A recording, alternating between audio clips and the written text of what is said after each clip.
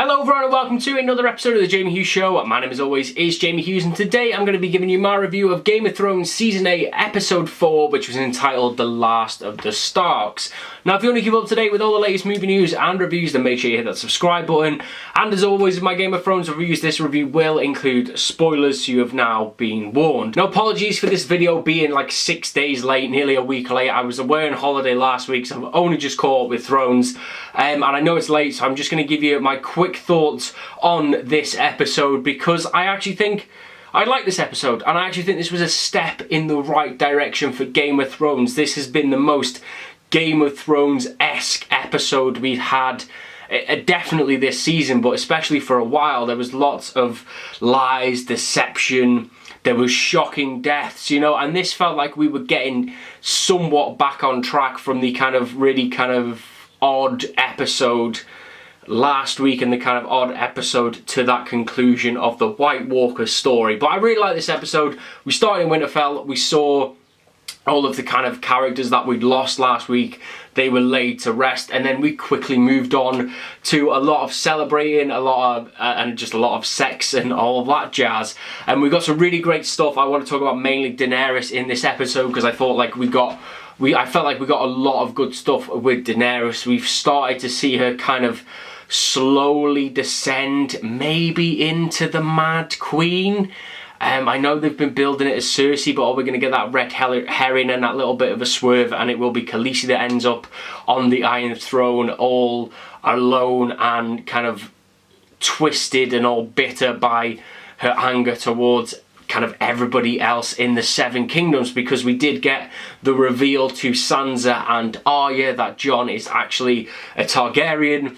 I love this scene for so many reasons because obviously Arya swore that she wouldn't tell anyone, and I'm pretty sure Sansa did, but she must have had her fingers crossed or something because it literally took her like 2 minutes to go and tell Tyrion that Jon was an actual Targaryen. We got loads of great stuff with Tyrion and Varys. I think this has been one of my favourite scenes actually this season, is where they're kind of in the hold of the ship and they're talking to each other, and you know, Varys is really being the voice of reason. He's like, you know, we need like people to understand that Daenerys just can't go in there all gung-ho and can't just basically go and kill everybody in King's Landing and the Red Keep for the sake of it. You know, she has to kind of remember where her morals lie in a sense, and Tyrion's like, you know, basically I've backed the Daenerys. I'm going to back her to the hilt. You know, if she has to do some pretty despicable things along the way, I'm still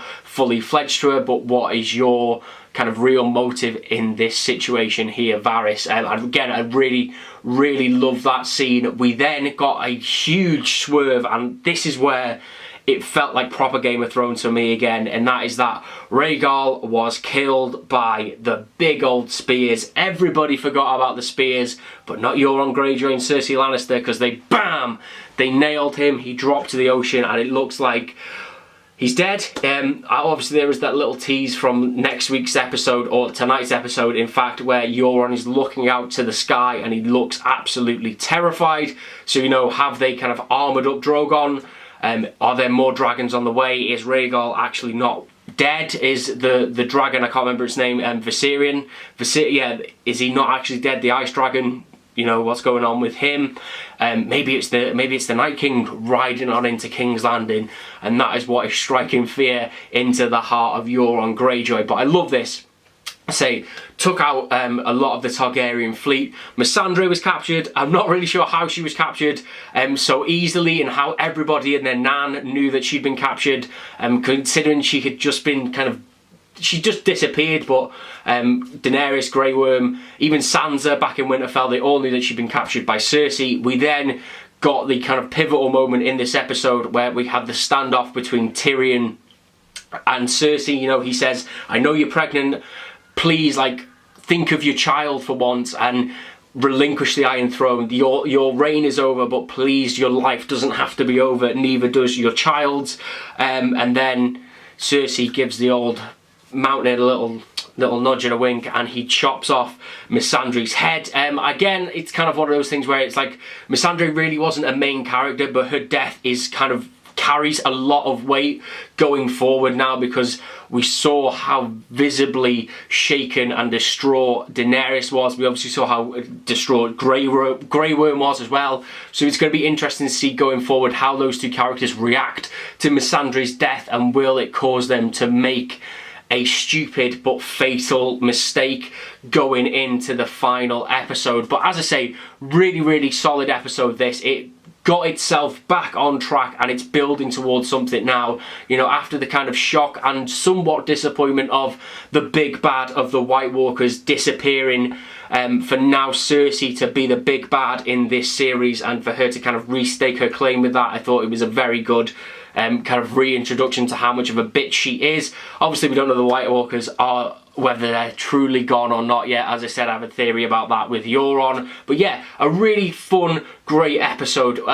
Just Game of Thrones, I don't want to say at its best, but it definitely felt like the series is getting better for me personally. And I would love to know your thoughts on Game of Thrones Season 8, Episode 4, which was The Last of the Starks, down in those comments below. Let me know all your thoughts down there. And if you did enjoy this episode and you want to keep up to date with all the latest movie news and reviews, then make sure you hit that subscribe button, and I will see you in the very next episode of The Jamie Hughes Show. Ta-ra!